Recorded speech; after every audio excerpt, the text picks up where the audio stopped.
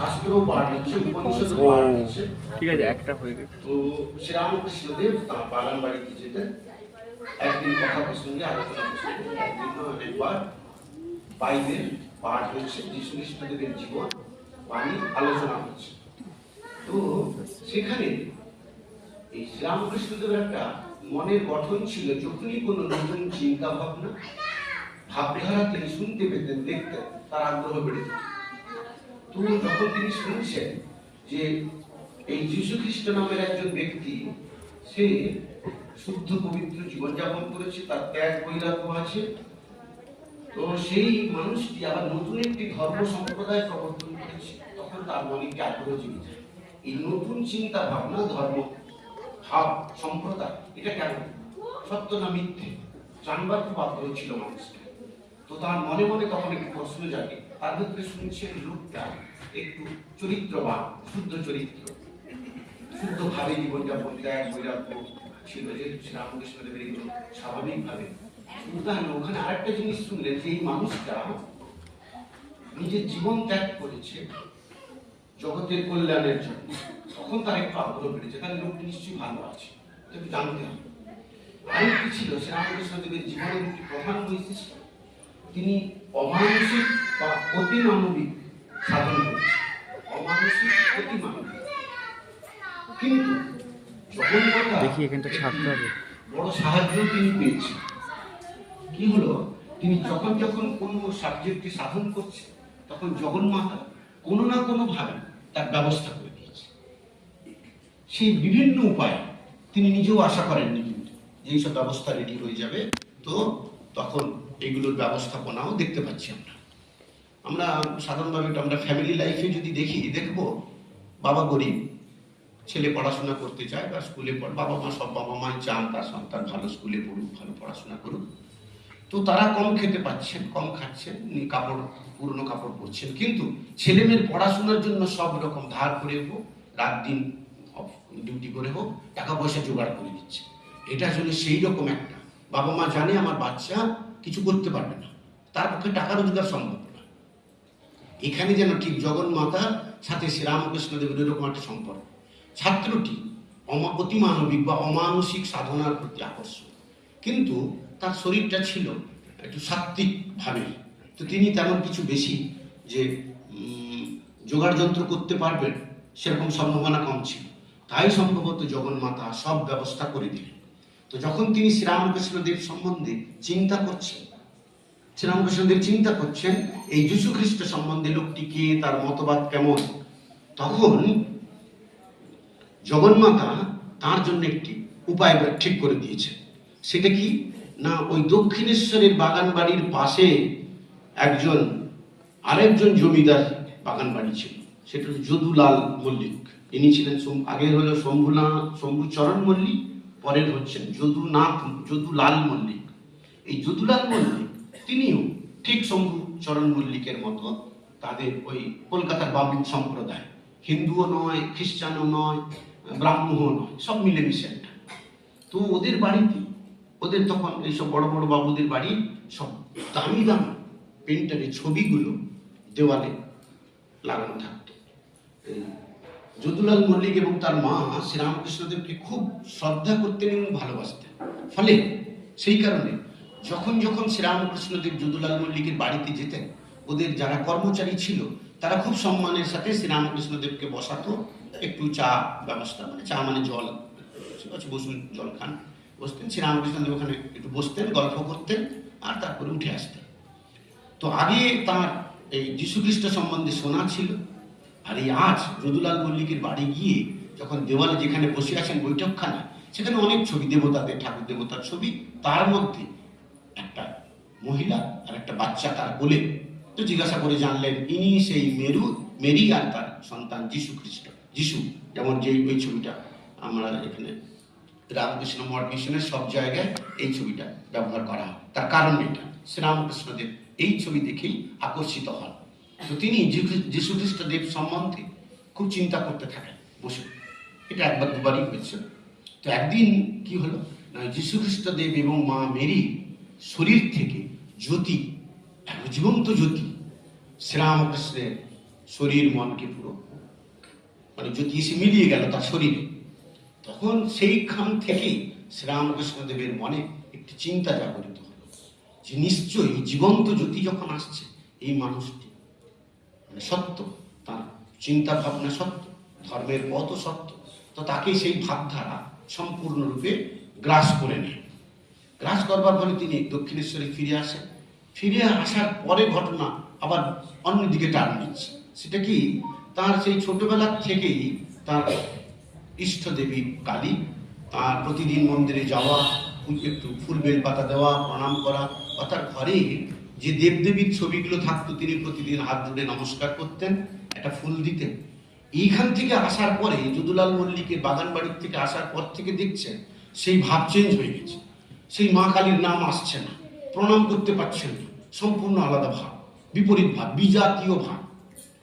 তখন তিনি মা কালীর মন্দিরে গিয়ে প্রার্থনা করছেন, মা কি হলো, আমার কি হলো, আমি যে মাকে না দেখে থাকতে পারি না, এখন আর ইচ্ছে হচ্ছে না, দেখবার মতো আগ্রহ হচ্ছে না, প্রণাম করতে পারছি না। তো তখন তিনি মা কালীর কাছে প্রার্থনা করছেন, কিন্তু যে কালী তাকে সবসময় গাইড করতেন, সেদিন আর মা কালী গাইড করেন না। আর মা কালীর ভাব সম্পূর্ণ লোপ হয়ে গেল। তিনি মন্দিরে আসা বন্ধ করে দিলেন, মা কালীর কাছে একটু কান্না টাইপ করেছেন, কিন্তু কোনোতেই কিছু কাজ হয়নি। আর তিনি সম্পূর্ণ বিজাতীয় ভাবধারায় তার মন ঢুকে গেছে। তো 3 দিন 3 রাত্রি পার হলো, তিনি সেই বিজাতীয় ভাবে, অর্থাৎ যীশু খ্রিস্ট, আমাদের দেশের মানুষ নয়, এই দেশ চিন্তা ভাবনার মানুষ নয়, সেই চিন্তাধারা তার মনকে আকর্ষিত করে। তো যখন 4th ডে সকালবেলা তিনি পঞ্চবটির দিকে প্রতিদিন যেতেন, ওখানে একটুখানি বসতেন, ধ্যান করতেন, গঙ্গার দিকে তাকিয়ে বসতেন। পঞ্চবটির দিকে যাচ্ছেন, দেখছেন সামনে একটি দিব্যজ্যোতি পুরুষ। সেই দিব্যজ্যোতি পুরুষ তার দিকে এগিয়ে আসছে। দেখে তিনি বুঝতে পারলেন ইনি একটি দৈব পুরুষ। ভাবে, মুখের ভাবে দেবকান্তি ভাব, উজ্জ্বল, গায়ের রং একেবারে ফর্সা, লম্বা লম্বা চুল, চোখগুলো একটু শান্ত, মানে নত নয়ন, নিচের দিকে, বুদ্ধদেবের স্বামীজির যেমন চোখ নিচের দিকে, ধ্যান ভাব, তো সেটা ওই চোখগুলো তলার দিকে, নাকটা একটু চাপা, আর দিব্য ভাব শরীর থেকে বেরিয়ে আসছে। তো তিনি চিন্তা করছেন এই লোকটিকে, এই দৈব পুরুষকে, তার মনের প্রশ্ন যাচ্ছে। এই দৈব পুরুষ ধীরে ধীরে উনি এগিয়ে আসছেন, শ্রীরামকৃষ্ণ দেব এগিয়ে যাচ্ছেন। হঠাৎ করে যখন ওই ভদ্রলোক, দৈব পুরুষ যাকে সামনে দেখা যাচ্ছে, তার সামনে এলেন, তখন তার অন্তর থেকে একটি ধ্বনি জাগরিত হচ্ছে। সেই ধ্বনি বলছে, ইনি সেই ঈশা মসীহ। তুমি যার কথা চিন্তা করছিলে, এই জীবন্ত দৈব পুরুষ জীবন্ত তার সামনে হেঁটে হেঁটে এগিয়ে আসছে। ভাবুন, এই সেই দৈব পুরুষ ঈশা মসীহ, যিনি তার এই শরীর ধারণ করেছিলেন এই জগতে, সেটা হচ্ছে লোককল্যাণের জন্য, নিজের রক্ত দিয়ে জগতের কল্যাণ করেছেন, নিজে অশেষ দুঃখ যাতনা সহ্য করেছেন, শুধুমাত্র জগতের মানুষকে একটু শান্তি দেওয়ার জন্য। ইনি সেই প্রেমিক পুরুষ, পরম যোগী যীশু খ্রিস্ট, ঈশ্বর অভিন্ন, এই শব্দখানে ব্যবহার করা হচ্ছে। শ্রীরামকৃষ্ণদেব নিজে বলছেন, তার অন্তর থেকে ধ্বনিত হচ্ছে। যারা ঋষি মানুষ হন, তারা ওই অনাহত ধ্বনি শুনতে পায়, তাদের নাভির থেকে জাগরিত হতে থাকে দৈব শব্দ। সেই দৈব শব্দ তার ভেতর থেকে জাগরিত হচ্ছে, ইনি সেই ঈশা মসীহ, পরম পুরুষ যীশু খ্রিস্ট, প্রেমিক আর পরম যোগী, ঈশ্বর অভিন্ন। তো শ্রীরামকৃষ্ণদেব তখন বুঝছেন, তখন মানে পরবর্তীকালে, তখন এবং পরবর্তীকালে, যে তিনি যে যে পথগুলো নিয়ে সাধন করেছেন, সবগুলো পথে সেই এক ব্যক্তিকে খুঁজে পেয়েছেন, ঈশ্বর অভিন্ন, একই বস্তু। এই জন্য বেদান্ত দর্শনে বলা হয় একম অদ্বিতীয়, তিনি সেই ব্রহ্ম বস্তু বলছেন, সেই ব্রহ্ম ঈশ্বরীয় সত্তা তিনি দেখতে পেলেন। তো তারপরে কি হলো না, ওই দৈব পুরুষ শ্রীরামকৃষ্ণকে আলিঙ্গন করলেন, দুজনে এক হয়ে গেলেন।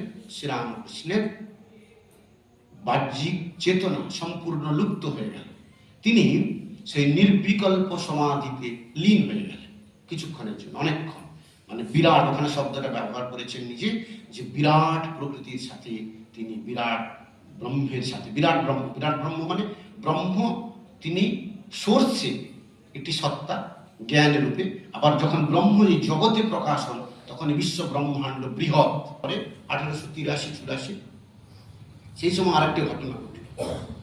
সেটি হলো তার শ্রীরামকৃষ্ণ ভাবমুখে তার যারা সন্ন্যাসী শিষ্যরা এসেছিলেন, সেই সন্ন্যাসী শিষ্যরা তার কাছে আসবার আগে তিনি ভাবের ঘোরে ভাবমুখে দেখতে পেয়েছিলেন এই ছেলেগুলো, যুবক যুবক ছেলেগুলো কারা, তাদের পরিচয় কি। তো একবার ভাবের ঘোরে দেখছেন ওখানে দুটি ছেলে আছে, শরৎ এবং শশী, কাকার ছেলে জ্যাঠার ছেলে, হুগলিরই দুটো বাচ্চা। তারা ওই যীশু খ্রিস্টের দলে ছিল, যীশু খ্রিস্টের সাথীদের হিসেবে ছিল। তিনি একবার দেখলেন, অর্থাৎ তিনি শ্রীরামকৃষ্ণদেব যাদের যাদের এইভাবে দেখতেন পরবর্তীকালে তারা তার কাছে এসেছে। তো তিনি একবার ভাবমুখে দেখলেন দুটো বাচ্চা যিশুর সাথে ঘুরে বেড়াচ্ছে, তিনি দেখেছেন যিশুর দলে। তো এখন এই বাচ্চাগুলো পরে পরে তার কাছে এসছে, শশী এসছে, শরৎ এসছে, আর দুজনেই কাকার ছেলে জ্যাঠার ছেলে। দুজনে কেউ কাউকে বলছে না যে দুজনেই যে শ্রীরামকৃষ্ণদেবের কাছে যায়।